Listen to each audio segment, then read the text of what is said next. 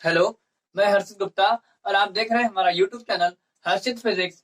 Physics के concept को simple और इजी तरीके से डेप्थ में समझने के लिए हमारे चैनल को सब्सक्राइब करें और शेयर करें। इलेक्ट्रोस्टैटिक्स की सीरीज में हमने बात करी थी कूलॉम्स लॉ की और इसके बाद फिर कूलॉम्स लॉ का वेक्टर फॉर्म भी देखा था। ठीक है, कूलॉम्स लॉ से हम दो चार्जेस के बीच फोर्स निकाल सकते हैं। दो चार्जेस के बीच जो इलेक्ट्रिकल फोर्स काम करता है वो निकाल सकते हैं ना। और वो निकालते हैं उसका फॉर्मूला भी हमारे पास आया था कि अगर कोई ये दो चार्जेस हैं, अगर दो चार्जेस हैं एक Q1 और एक Q2 और वो दोनों चार्जेस एक दूसरे से r डिस्टेंस पर रखे हुए हैं तो उनके बीच जो फोर्स काम करता है कूलम लॉ के अकॉर्डिंग होता है VF equal to 1/4 pi epsilon naught. मान रहे हैं कि जो चार्जेस है वो एयर में रखे हैं तो K1 हो जाएगा Q1 Q2 upon R square. ये फोर्स काम करता है दो चार्जेस के बीच, है ना। इतना ही फोर्स पहले चार्ज पे भी काम करता है और इतना ही फोर्स दूसरे चार्ज पे भी काम करता है ना। दोनों चार्ज पे बराबर फोर्स काम करता है, ठीक है। तो इस तरह से हम फोर्स निकाल सकते हैं। अब अगर कहीं हमारे पास दो से ज्यादा चार्जेस आ जाए, ठीक है, दो से ज्यादा चार्जेस होंगे तो कई सारे चार्जेस के कारण किसी एक चार्ज पर अगर हमें फोर्स निकालना पड़े तो वहां पर हम एक प्रिंसिपल यूज करते हैं, उसका नाम है सुपर पोजिशन प्रिंसिपल। तो आज का हमारा यही टॉपिक है, superposition principle of the forces. ठीक है, तो हमारा टॉपिक है superposition principle, superposition principle of electric forces. ठीक है, तो मान लेते हैं कि कई सारे चार्जेस है। मान लेते हैं ये एक चार्ज है Q1, कई सारे पॉइंट जा रहे हैं। एक चार्ज Q1 है, एक Q2 है और एक Q3 है, ये Q4 है एंड सो ऑन। ऐसे मान लेते हैं Qn चार्जेस है, बहुत सारे चार्ज है। मान लेते हैं n चार्ज जो है, n जो है पॉइंट चार्ज वो अलग अलग जगह रखे हुए हैं, ठीक है। और कोई एक चार्ज है, दूसरा कोई चार्ज है Q0 पॉइंट चार्ज। अब इस Q0 पर अगर हमें फोर्स निकालना पड़े इन सभी चार्जेस के कारण तो कितना लगेगा, ठीक है। तो ये सभी चार्जेस Q0 पर फोर्स लगाएंगे, ठीक है। तो ये जो पहला चार्ज है वो इस पर एक फोर्स लगाएगा, ये लगाएगा। इस फोर्स को हम मान लेते हैं F1, पहले चार्ज के द्वारा Q0 पर लगने वाला फोर्स। दूसरा चार्ज भी एक फोर्स लगाएगा, इस फोर्स को हम मान लेते हैं F2, ये फोर्स F2 हो गया। ऐसे तीसरा भी चार्ज एक फोर्स लगाएगा, इस फोर्स को हम मान लेते हैं F3। ऐसे चौथा भी फोर्स लगाएगा, इसको मान लेते हैं F4। ऐसे जितने भी चार्ज है सभी चार्ज फोर्स लगाएंगे। अगर N1 Qn, ये कोई चार्ज है Qn, ये भी एक फोर्स लगाएगा, इसको मान लेते हैं Qn। तो इतने सारे फोर्स एक चार्ज पे काम करेंगे। तो अब इस चार्ज पर नेट कितना फोर्स काम करेगा, तो वो सिंपली सभी चार्जेस का वेक्टर सम होगा, है ना भाई। इन चार्ज पर टोटल कितना फोर्स काम कर रहा है, तो जितने फोर्स काम कर रहे हैं उन सबको ऐड कर दो। लेकिन ये हमें वेक्टर सम करना पड़ेगा क्योंकि ये फोर्स जो होता है वो वेक्टर क्वांटिटी होती है, इसको नॉर्मली हम ऐसे ऐड नहीं कर सकते। जैसे हम तुमसे कहें कोई दो बॉडीज हैं और एक दो बॉडीज पर एक पर फोर्स 2 न्यूटन का काम कर रहा है और एक पर फोर्स 3 न्यूटन का काम कर रहा है, और अगर कोई कहे कि बताओ इस पर टोटल फोर्स कितना काम करेगा तो नॉर्मली लोग बोल देंगे इस पर 5 न्यूटन का फोर्स काम करेगा, है ना। लेकिन ये सही नहीं है, ये सही नहीं है भाई। जब तक फोर्स की डायरेक्शन डिफाइंड ना हो तब तक पूरी बात ही कंप्लीट नहीं होगी। हम लोग ऐसे सिंपली इसको ऐड नहीं कर सकते, हम लोग को ऐड करना है 2 वेक्टर प्लस 3 वेक्टर ऐड करना पड़ेगा। और इसके बाद इन वेक्टरों को ऐड करने का अपने लॉज होते हैं, अपने नियम होते हैं, उन वेक्टर से हम इसको ऐड करेंगे। भाई दो वेक्टरों को ऐड करना के अपने लॉ हैं और वेक्टरों को ऐड करने के लॉज 11th में एक चैप्टर है वेक्टर वाला, उसमें बताया जाता है ना। वेक्टर्स को ऐड करने के हमारे पास बेसिकली 4 लॉज होते हैं, 4 लॉज होते हैं, ठीक है। कौन कौन से? एक पहला होता है ट्रायंगल मेथड, ठीक है। और एक होता है पैरेललोग्राम वाला मेथड, पैरेललोग्राम मेथड होता है, ठीक है। एक होता है पॉलीगॉन मेथड और एक होता है कंपोनेंट मेथड, कंपोनेंट मेथड, ठीक है। तो ये हमें वेक्टर को ऐड जैसे ऐड होते हैं वैसे हमें ऐड करना पड़ेगा, लॉज को फॉलो करना पड़ेगा।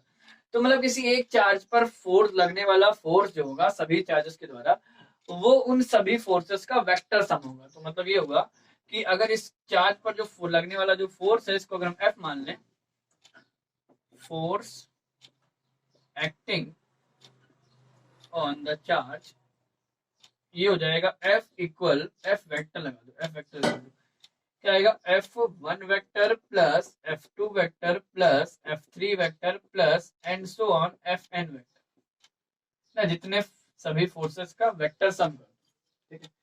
तो बस यही है हमारा सुपरपोजिशन प्रिंसिपल, इतना ही सा कि किसी एक चार्ज पर लगने वाला फोर्स सभी चार्जेस के द्वारा लगने वाले फोर्स का वेक्टर सम होता है। अच्छा ठीक है। अच्छा इससे एक बात और पता चल रही है, एक बात ये पता चल रही है कि किसी एक चार्ज पर कोई अगर फोर्स लगा रहा है कोई दूसरा चार्ज, और कोई तीसरा चार्ज भी आ जाए वहां पे, तो वो वाला जो फोर्स है जो पहले से लग रहा है वो इफेक्टेड नहीं होगा। मतलब कहने का ये है कि जैसे मान लो कोई चार्ज क्यू है, इस क्यू चार्ज पर ये Q1 कोई दूसरा चार्ज फोर्स लगा रहा है, लगाने दो। इसके बाद अगर वहीं कोई तीसरा चार्ज Q3 भी आ जाए, तो इसका ये मतलब नहीं है कि Q3 का अगर फोर्स इसमें लगने लगा तो इस Q1 वाला जो फोर्स F1 लग रहा था, ये F1 जो है वो कुछ चेंज होगा। F1 में कुछ चेंज नहीं होगा, है ना। F1 जैसे काम कर रहा था करता रहेगा, और इस Q3 आ गया तो मान लेते हैं F3 और काम करने लगेगा, है ना। तो मतलब ये कि अगर दो चार्जेस के बीच फोर्स काम कर रहा है और किसी एक चार्ज के पर कोई फोर्स काम कर रहा है किसी दूसरे चार्ज के द्वारा, तो अगर कोई तीसरा चार्ज वहां पर आ जाए तो उस चार्ज पर जो पहले चार्ज के द्वारा फोर्स लग रहा है उसका उस पर कोई इफेक्ट नहीं पड़ेगा। इस चार्ज पर इसके द्वारा जो फोर्स पहले काम कर रहा था वही फोर्स अभी भी काम करेगा जब ये तीसरा चार्ज यहाँ पर आ जाएगा, ठीक है।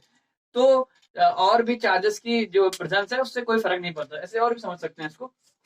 इसको अगर समझें तो ये हम समझ सकते हैं कि जैसे मान लो ये एक चार्ज Q1 है और ये चार्ज Q2 है, इसके बीच फोर्स काम कर रहा होगा, है ना। और अगर मान लेते कोई एक चार्ज Q3 बीच में रख दे, तो इन दोनों के बीच लगने वाला फोर्स में कोई फर्क नहीं पड़ेगा, है ना। हाँ ये बात अलग है कि इस पर एक फोर्स और काम करने, इस पर जो फोर्स तो और काम करने लगेगा, लेकिन हम ये बोल रहे हैं कि इन दोनों के बीच जो फोर्स काम कर रहा है उसमें कोई फर्क पड़ेगा नहीं, वो वैसे ही काम करता रहेगा। इसके द्वारा इस पर लगने वाला जो फोर्स है वो वही रहेगा, ठीक है। और इसके द्वारा इस पर लगने वाला फोर्स भी वही रहेगा। हाँ ये बात अलग है कि इस पे नेट फोर्स बढ़ जाएगा, क्योंकि इसके द्वारा भी इसमें लगने लगेगा तो नेट फोर्स बढ़ भी सकता है घट भी सकता है, वो तो डिपेंड करेगा इसके नेचर पर, ठीक है। तो ये बात है, तो ये बात है कि किसी अगर कई सारे चार्जेस हैं तो उसमें किसी एक चार्ज पर लगने वाला जो नेट फोर्स होता है वो सभी चार्जेस के द्वारा लगने वाले फोर्स का वेक्टर सम होता है, ठीक है। तो ये हो गया। अब अगर हम लिख दें by the vector form of coulomb, coulomb का वेक्टर फॉर्म बात कर चुके हैं, जिसने ना देखा वो पिछले वाले लेक्चर में देखे, और उसमें वेक्टर कूलम्ब का वेक्टर फॉर्म मिल जाएगा। और वेक्टर फॉर्म ऑफ कूलम्ब क्या था, तो उसी से हम लिख सकते हैं कि F वेक्टर इक्वल टू, अगर इसमें लिखें तो ये जाएगा 1/4 पाई एप्सिलॉन नॉट, ठीक है। और ये हो जाएगा Q, दो चार्जेस की बात है। F1 क्या है, F1 है ये कोई चार्ज Q0 है, इस Q0 पर पहले चार्ज Q1 के द्वारा लगने वाला फोर्स, तो जाएगा Q इंटू Q1 और अपॉन डिस्टेंस किसके बीच की, पहले चार्ज और Q0 के बीच की डिस्टेंस, इसको हमने मान लिया R10, ठीक है। और दूसरे चार्ज और Q0 की जो डिस्टेंस है उसको हमने मान लिया R20, है ना। इस तरह से ऐसे ये हो गया R30, है ना, R30। तो यहाँ जाएगा R10, ठीक है, ये हो गया। और इन 10 का क्यूब कर दे, इंटू में R10 वेक्टर, ठीक है। ये कहां से आया, ये कूलम्ब के वेक्टर फॉर्म से आया, ठीक है। कूलम्ब का वेक्टर फॉर्म में यही बताया था, F इक्वल टू होता है 1/4 pi epsilon not Q1 Q2 upon R cube into R vector हो जाता है, ठीक है। ये जो R वेक्टर है इसकी डायरेक्शन वही होगी जो फोर्स की डायरेक्शन है। देख लो भाई, इसके द्वारा अगर ये सब चार्ज पॉजिटिव है, अगर ये सब चार्ज मान लो पॉजिटिव है, तो इसकी डायरेक्शन जो R10 होगा वो यही डायरेक्शन होगी, है ना, इस तरह से होगी। तो इधर होगी, अगर इसे R2 की डायरेक्शन उस तरफ होगी, है ना, तो ये R10 हो गया, ठीक है। प्लस ऐसे लिख सकते हैं दूसरा वाला 1/4 पाई एप्सिलॉन नॉट और Q इंटू Q2 और अपॉन ये हो जाएगा R20 और इंटू R20 का R20 वेक्टर और यहाँ Q, ठीक है। इस तरह से आ गया। ऐसे तीसरा वाला भी आ जाएगा, ऐसे ही आएगा।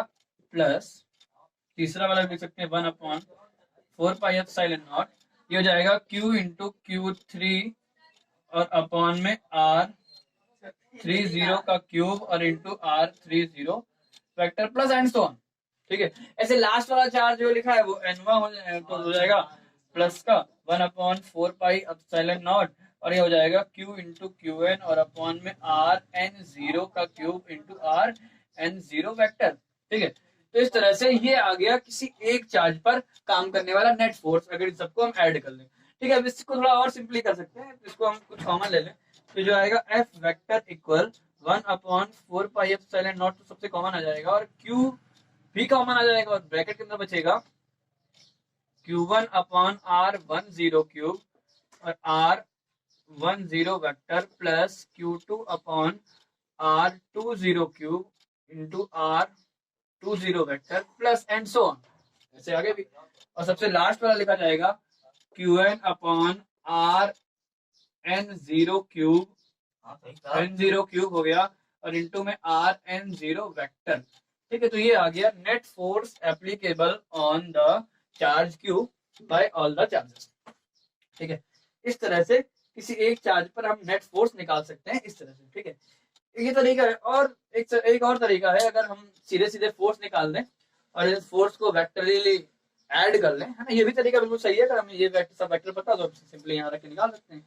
ठीक है, या फिर एक तरीका और है कि हम कई सारे वेक्टर्स हैं उनको ऐड कर लें, भाई ये सभी वेक्टर्स हैं, फोर्स के सभी वेक्टर हैं, इनको ऐड कर लें तो उस पर नेट फोर्स आ जाएगा। ठीक है, तो ऐसे कर सकते हैं।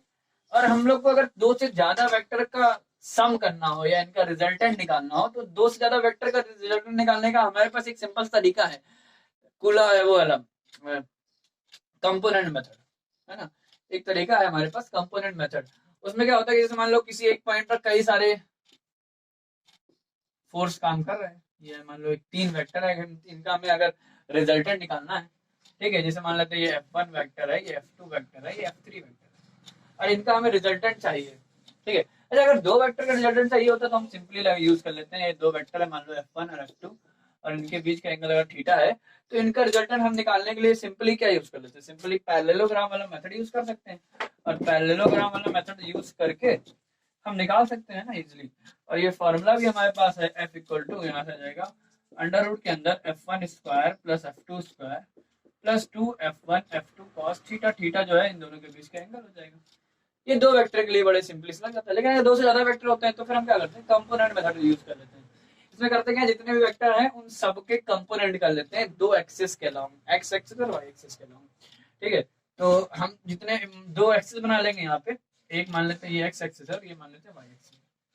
ठीक है, ये हमने मान लिया ये हमारी है एक्स एक्सिस और ये हमारी है वाई एक्सिस।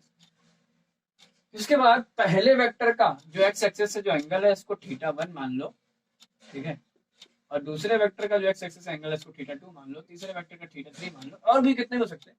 ठीक है, इसका सभी वेक्टर के हम दो कंपोनेंट कर लेते हैं, एक एक्स एक्सिस के अलोंग एक वाई एक्सिस के अलोंग। ठीक है, तो पहले वेक्टर का एक्स एक्सिस के जो अलोंग कंपोनेंट होगा उसको हम लिख देते हैं यहाँ पर F1 cos θ1, और वाई एक्सिस के अलोंग जो कंपोनेंट होगा वो हो जाएगा F1 sin θ1। ठीक है, और ऐसे ही दूसरे वेक्टर का थोड़ा सा डायग्राम को थोड़ा और बड़ा कर देगा, छोटा होता है थोड़ा सा, और इसको बड़ा कर देते हैं। तो ये मान लेते हैं कि 3 फोर्स है किसी पार्टिकल पे काम कर रहे हैं, ठीक है, या किसी बॉडी पे। अब हमें F1 है, ये F2 है, F1 वेक्टर है, F2 वेक्टर है, F3 वेक्टर है, इनका हमें रिजल्टेंट चाहिए, है ना। तो हम बात क्या कर रहे हैं, हम बात कर रहे हैं दो से ज्यादा वेक्टर का रिजल्टेंट निकालने का एक कंपोनेंट मेथड होता है, वो किस तरह से यूज किया जाता है उसकी बात करना है। तो 3 वेक्टर मान लेते हैं, और ये हमने मान लिया ये हमारा एक्स एक्सिस है, ये हमारा वाई एक्सिस, एक्स एक्सिस। ठीक है, अब हम सभी वेक्टर के कंपोनेंट कर लेंगे। तो ये पहला वेक्टर का जो एंगल है एक्स एक्सिस इसको θ1 मान लो, इसको θ2 मान लो, और इसको θ3 मान लो। पहले वेक्टर का एक्स एक्सिस के जो अलोंग है वो कंपोनेंट हो जाएगा, ये हो जाएगा F1 cos θ1, और इसका वाई एक्सिस के जो अलोंग कंपोनेंट होगा वो हो जाएगा F1 sin θ1। ठीक है, ऐसे दूसरे वेक्टर का जो कंपोनेंट है वो जाएगा F2 cos θ2, और हो जाएगा यहाँ पर हो जाएगा वाई एक्सिस के अलोंग हो जाएगा, ये हो जाएगा F2 sin θ2। ठीक है, ऐसे तीसरे वेक्टर का जो कंपोनेंट है वो एक्स एक्सिस के अलोंग हो जाएगा F3 cos θ3, और वाई एक्सिस के अलोंग हो जाएगा F3 sin θ3। ये हमने 3 वेक्टर लिए, 3 से ज्यादा भी हो सकते हैं, कितने भी वेक्टर हो सकते हैं।